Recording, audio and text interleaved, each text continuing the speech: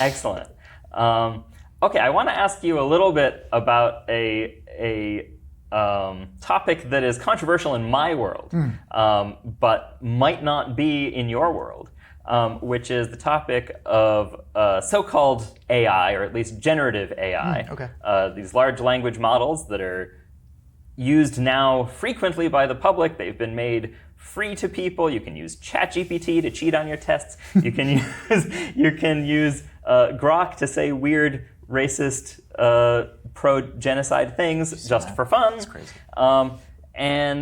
Or to dunk on it, they are causing massive ecological damage through their power consumption. Yeah. They are. And in my world, in the world of, because I'm a novelist. I know that, yeah. So I've published 3 fantasy novels. I've written more, and in my sort of speculative fiction community of sci-fi, fantasy, horror, there is a lot of discussion about just how much plagiarism is involved in the creation of these models. And, so it's like, okay, well, we have something that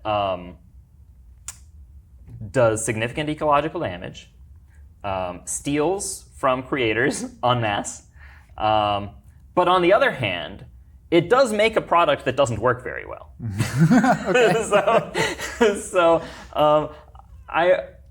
They're tucked into, I think it was this bill, there was a moratorium. Yeah, a moratorium on regulations on the use of AI.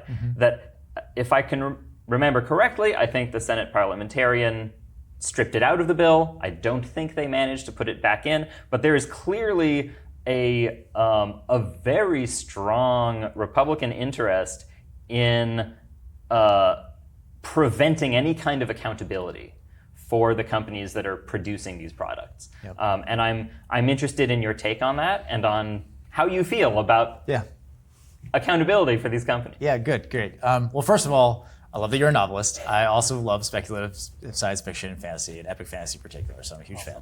That's great. And I can see why that motivates a lot of people to get concerned about this technology, right? Because the intellectual property laws that protect creators are jeopardized by a lot of these LLMs and the generative AI model. I guess I'll say I do come to it with a little more optimism. Maybe I'm excited about the promise. I think that maybe, and look, I agree with you. Some of the hype we've seen around these chatbots is probably driven by the people who make them and who are marketing them, for sure. I'd like to hope that there's some useful, socially beneficial things that could come out of this in terms of productivity gains, in terms of unlocking, medical discovery, making it easier. Look, I think of my mom using it to write emails, right? Making it easier for people to actually interact with the world, and helping people who have trouble with that.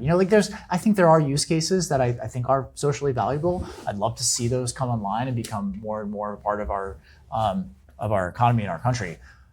That's not to say I don't have concerns, right? I do. I think the IP question is a big one, and that's going to get worked out probably through the court system in large part, right? We're seeing that now. I should note that my entire trilogy has been stolen by Facebook and used in their Meta AI. Really? You can look at, there's a whole database. You can type in author name. Oh check that out. All 3 of my books have been used to create this model. What if you got, it just seems to me like maybe the solution, part of it is just compensation.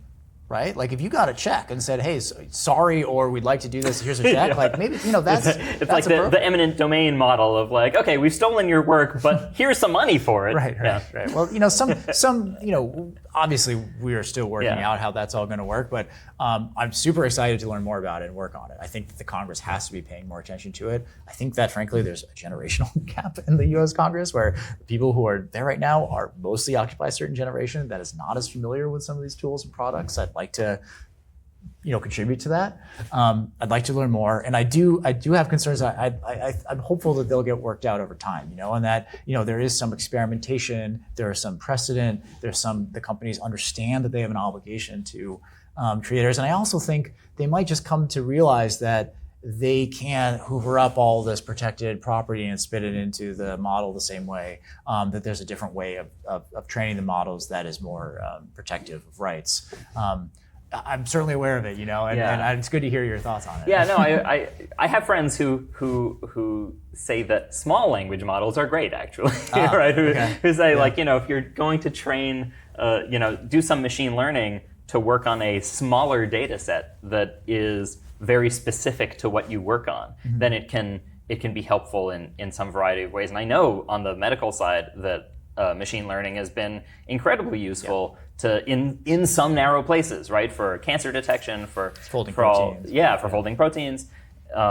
Absolutely, we don't need to, just because a company will roll out ChatGPT and say, this is what AI is, doesn't mean that everything that had previously been called AI needs to be, thrown away. Yeah, I think that's right.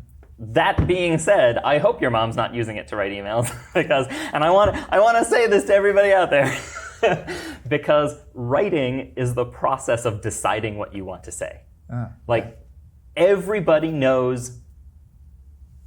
who writes in English is familiar with the English language, right? So there's no difficulty in terms of how do I type words, right? The process of writing is a process of deciding what is the thing that I want to be saying, right? And I spend too many hours trying to say the thing I want to say, right? And then you write your draft and you say, this isn't the thing I wanted to say. Or maybe I wanted to say this, but I don't still want to say this, right? And to short circuit that process, to say, write me a condolence email, right, is to say, I don't need to decide what I want to say to my friend whose spouse died, right? Yeah. I don't need to do that intellectual work of deciding what I am, what I'm saying, what I want you to hear, right? So I find on a philosophical level as well as a career level, I find the rollout to ordinary human beings rather than the protein folders to be really disturbing, because people are using it to stop thinking. And it's like, I realize that there are kinds of writing that are extremely mechanical, right? And you're like, I don't want to write a cover letter. Cover letters are boring. The people who read cover letters don't really want to read my cover letter, right? I just want a machine to do it, right? But then you're asking a machine to do it, and then the person on the other end is asking a machine to read it for them, and you're ending up not talking to each other. Well, I think what you're saying gets at something that I do think about, which is the need to preserve humanity, right? And the human nature of communication, the human contribution that's kind of distinctly human to that kind of interaction.